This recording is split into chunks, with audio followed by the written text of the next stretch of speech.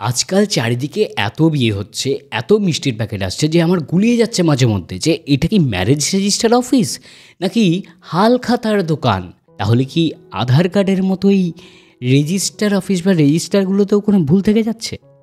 যাই হোক, jokes apart, কিন্তু আজকে আমাদের বিষয় হলো মুড়ি মুড়কির মতো তো বিয়ে হলেও এত ডিভোর্স বা ব্রেকআপ কেন হচ্ছে। তো দেখো, এগুলোর কোনো স্পেসিফিক পয়েন্ট নেই, কিন্তু আমি কিছু পয়েন্ট একটু মেনশান করতে পারি। প্রথম পয়েন্ট, সেটা কি? Do not think about divorce or breakup. এই বিষয়টা ভেবোই না যে তোমার কারোর সঙ্গে ডিভোর্স হবে বা তুমি ব্রেকআপ করবে। আফটার রিলেশন ব্রেকআপের কথাটা ভেবোই না। যখনই তুমি ভাববে তখন কি হবে, তখন তোমার ভিতরে একটা সেকেন্ড থট চলে আসবে। তখন তোমার ভিতরে কি আসবে, যে একটা অন্য মানুষকে চুজ করার ইচ্ছে হবে। আর ঠিক সেই মুহূর্তে তোমার ভিতর কি হবে, ঠিক সেই মুহূর্তে তোমার ভিতর এমন কিছু ডাউটস তৈরি হবে তোমার মানুষটাকে নিয়ে, যে ডাউটসগুলো তুমি ফিগার আউট করতে পারবে না। যে ডাউটসগুলো হয়তো তৈরি হওয়ারই নয়, এমন কিছু ডাউটস তৈরি হয়ে যাবে ঠিক সেই মুহূর্তে। যখনই তুমি ব্রেকআপের কথা ভাববে, তখন তোমার সেই মানুষটার ভিতরে অনেক কিছু খারাপ লাগতে শুরু করবে, যেগুলো আদেও হয়তো সেই মানুষটার খারাপ নয়। আর ডিভোর্সের ক্ষেত্রে কি? ডিভোর্সের ক্ষেত্রে এমন কিছু চিন্তা তোমার আসবে। ধরো তুমি তোমার বিয়ের পর সেই মানুষটার সঙ্গে হ্যাপি আছো, কমপ্লিটলি হ্যাপি, বাট তারপরেও তোমার ভিতরে এমন কিছু চিন্তা এসে যাচ্ছে যেগুলোর ফলে তুমি একটা ভাবছো যে সে মানুষের সঙ্গে ডিভোর্স হলে তো ভালো হতো। বাট ডিভোর্সটা কিন্তু সলিউশন নয়। ডিভোর্স হলে কিছুই ভালো হতো না। ডিভোর্স হলে কিছুই ভালো হতো না, বরং যেটা ভালো ছিল সেটা খারাপ হয়ে যাচ্ছে। আর যখনই তুমি ডিভোর্সের চিন্তা নিয়ে আসছো, তখনই সেম একই প্রসেসে সেই মানুষটার ভিতর কিছু খারাপ জিনিস তোমার চোখে পড়ছে, যেগুলো হয়তো খারাপ নয়, তারপরেও খারাপগুলো চোখে পড়ছে। সেকেন্ড পয়েন্টটা কি? Respect each other. আমরা রেসপেক্ট করতে ভুলে যাই। আমরা সামনের মানুষটাকে রেসপেক্ট দিই না। স্পেশালি সেই মুহূর্তগুলো রেসপেক্ট দিই না যখন আমাদের ভিতরে একটা বাকবিতণ্ডা তৈরি হয় বা একটা এমন পরিস্থিতির তৈরি হয় যখন ঝামেলা হচ্ছে। সেই পরিস্থিতিতে আমরা সেই মানুষটাকে রেসপেক্ট দিচ্ছি না। আমরা বলছি, তুমি এটা করেছো, তোমার ভুলের জন্য এটা হয়েছে, you you you you have done it. কিন্তু আমরা কখনোই এটা ভাবি না বা এইভাবে কথাটা বলি না যে আমাদের হয়তো এই কাজটা এইভাবে না করলেও হতো, আমরা হয়তো কাজটা অন্যভাবে করতে পারতাম। এই যে কথায় কথায় আমাদের জোড়া, এইটা আমরা জুড়ি না। কি জুড়ি? যে তুমি ওটা করেছো, তোমার ওই ভুল আছে, এইগুলো জুড়ে থাকি। আর এই কারণেই আমাদের রিলেশনশিপের প্রথম ভুলটা হয়ে যায়। আর এখানেই এই যে সবসময় আমি তুমি, এতেই সম্পর্কের বাঁধনটা হালকা হয়ে যায়। এবার 3 নম্বর পয়েন্ট কি? মেক সাইলেন্স কি? যে আমরা সবসময় যখন ঝগড়া হবে তখন সবাই কথার পর কথা বলবো না, একটু চুপ থাকবো। এবং এর সঙ্গে আরেকটা পয়েন্ট একটু মেজার করে দিচ্ছি, সেটা হলো যে সব সময় জিততে হবে এমন কোনো কথা নেই। প্রতিটা মুহূর্তে জিততে হবে এমন কোনো কথা নেই, এমন কোনো বাধ্যবাধকতা নেই। কিছু সময় হেরে যাও, কিছু বিষয়কে দেখেও না দেখা করে দাও। স্পেশালি একদম টু দ্য পয়েন্ট তোমার পার্টনারের ভুলগুলো সবসময় দেখো না। যে ভুলগুলোকে নেগলেক্ট চাইলেই করা যায়, এমন ভুলগুলোকে দেখো না। বড় বড় ভুলগুলোকে ঠিক করার চেষ্টা করো, কিন্তু সেই মানুষটাকে কমপ্লিটলি বদলাতে চেষ্টা করো না। যখনই আমরা কোনো রিলেশনে যাই আর যখনই দেখি যে সেই মানুষটা আমাকে কমপ্লিটলি বদলানোর চেষ্টা করছে, তখন রিলেশনটার উপর থেকে আমাদের আস্থাটা আস্তে আস্তে কমতে থাকে।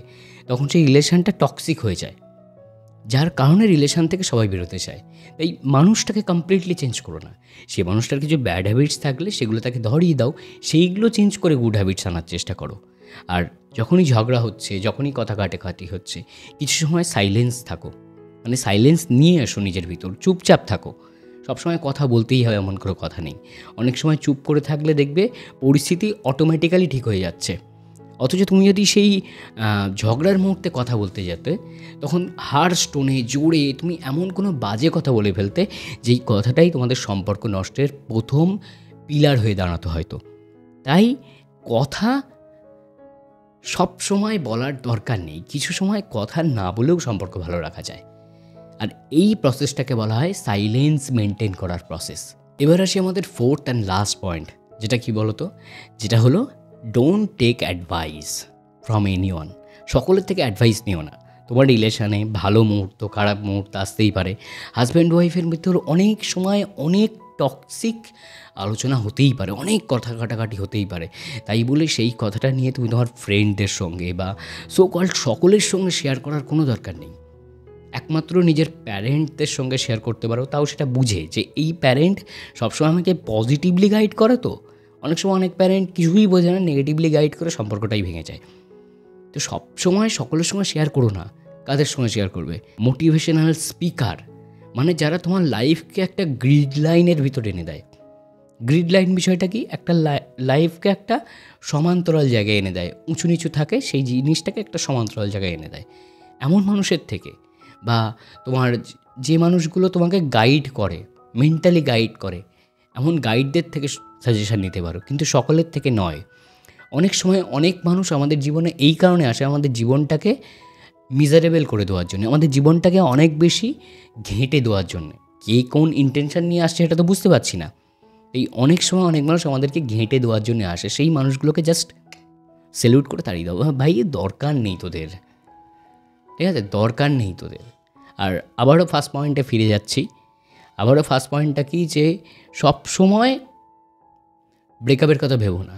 আর একটা যে কথা আছে না, যে হিন্দিতে বলে তু নেই তো অর সেহি, অর নেই তো অর সেহি, এটা জীবনে প্রথম মানে রিলেশনে ঢোকার সময় করতে পারো, চুজ করতে পারো।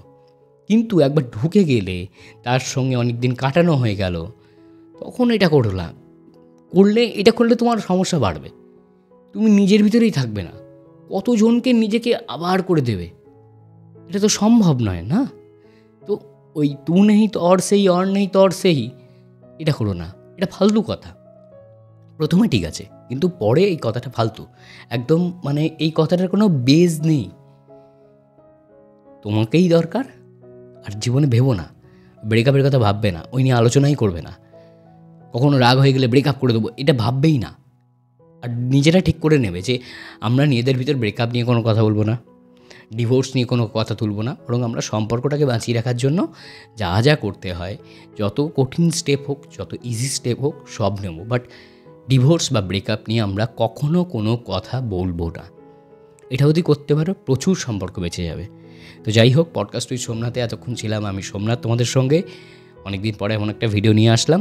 তো ভালো লাগলে চ্যানেলটাকে সাবস্ক্রাইব করে দিও, নোটিফিকেশান বেল অন করে দিও, লাইক করে দিও, শেয়ার করে দিও, কমেন্ট করে যেও, ঠিক আছে। আর এই রিলেটেড একটা মানে ভয়েস ওভার পডকাস্ট, যেটা আমার প্রথম চ্যানেল সোমনাথ পাল ইউটিউব চ্যানেল, সেখানে পেয়ে যাবে, সেখানে যেতে পারো। তার লিঙ্ক আমি ডিসক্রিপশানে দিয়ে দেবো, সেখানে গিয়ে সেটাও শুনতে পারো, সেই চ্যানেলটা সাবস্ক্রাইব করতে পারো।